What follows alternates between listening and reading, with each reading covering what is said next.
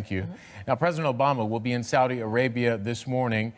He spent the day in Rome talking about the Ukraine crisis with Italy's president and prime minister. He also met with the leader of the Roman Catholic Church. Our Mike Viqueira is traveling with the president.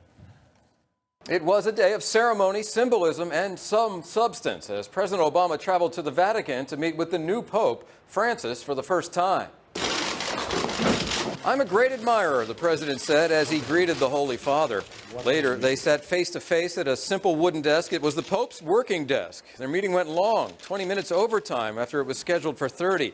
The two men do share a focus, and that was emphasized by the White House, the growing gap between rich and poor. Both spent much time on that topic in their meeting. And when they parted company, there was an exchange of gifts.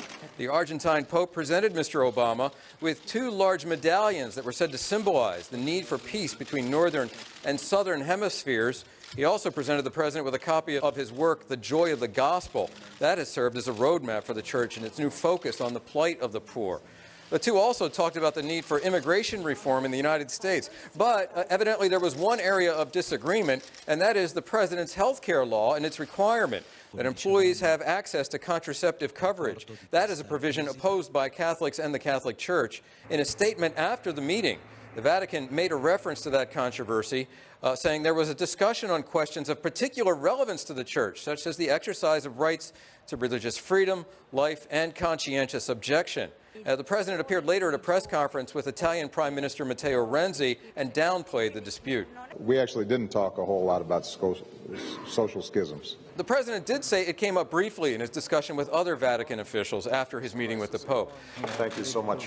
And on day 4 of Mr. Obama's European tour, Ukraine was again at the top of the agenda, both with the Pope and the Prime Minister. Mr. Obama today stressing the need to stabilize the Ukrainian economy. And one of the most important things that we can do on that front is ensure that the Ukrainian government is stable, that its finances are stable, and that elections go forward as currently scheduled. Italians certainly welcomed the Pope. There was a live camera there to cover almost every turn of his motorcade as it made its way through the Eternal City.